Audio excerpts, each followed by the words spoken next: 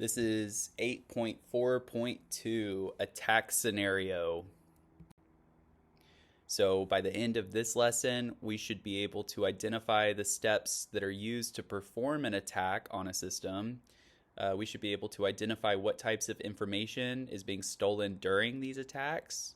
We should be able to identify some of the tools that are used to exploit vulnerabilities. And we should be able to explain how hackers can exploit weaknesses and what the possible outcomes of these scenarios are in the future. So by taking the exploit concepts and putting them together in a story, hopefully we're going to have a better understanding of a basic attack flow. So here's our scenario. Breaches Are Us is a ransomware gang. Those are the malicious actors. So they stole user profile data from the SPRAC social networking site. The Nice Peeps Corporation are the good actors. An NPC employee, Goofy, had a SPAC account, so that means BRU has his password, his username, and his company name. BRU, Breaches Are Us, is going to use the Goofy credential to hack his computer to steal an admin password. And then using the admin password, they're going to move to the Ubuntu server and install ransomware and steal files. So this image provides a map of the planned attack, which is going to take place in two parts. And you're actually going to get a chance to practice this in the lab. So step 1, Metasploit exploit on an unpatched vulnerability using credentials that you found in a data breach. And then we're going to practice with a tool called Mimikatz. We're going to exfiltrate password hashes for all of the users, including the network backup admin.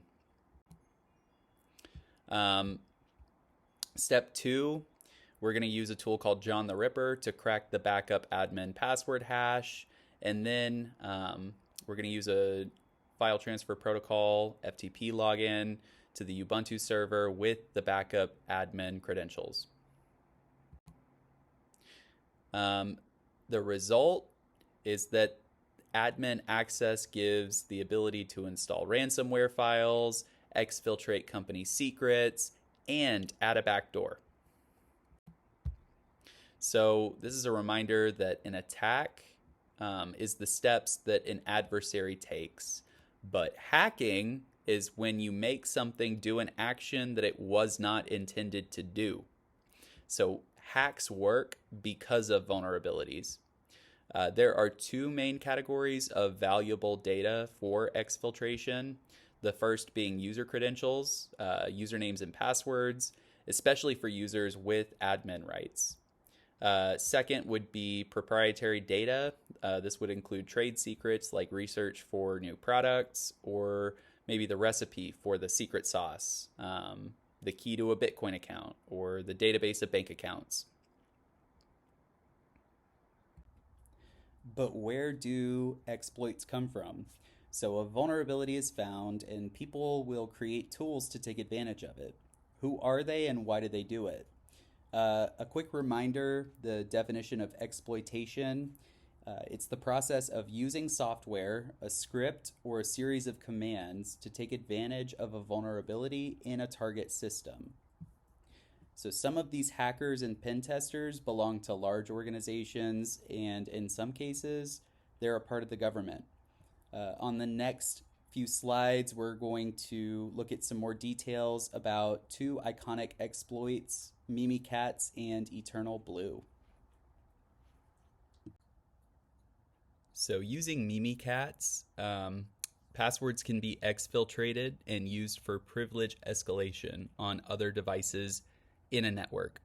A security researcher created Mimikatz as a side project to explore Windows password security, and he found that Windows saved clear text passwords in RAM, but when he alerted Microsoft, they said it wasn't a real flaw since users could not access this storage. So he wrote code to collect the passwords as a proof of concept and then released it as open source. The flaw has been fixed on newer Windows versions, but Mimikatz is now a key tool for pen testers and threat actors. Look up Darknet Diaries podcast episode number 54. It's called NotPetya, and it is a great episode explaining how Mimikatz became the go-to hacker tool.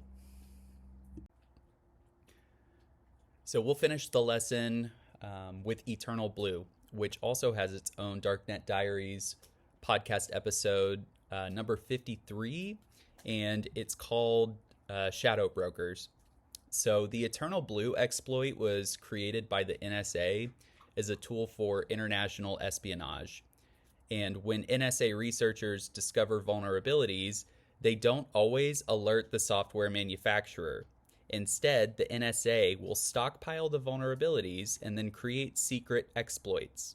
So in 2016, the hacking group Shadow Brokers stole a suite of exploit tools from the NSA and leaked them onto the dark web for anyone to use. Eternal Blue was one of the most powerful tools because it could reliably exploit Windows. So many devastating ransomware attacks have used Eternal Blue, including WannaCry and NotPetya, which have caused billions in damage globally.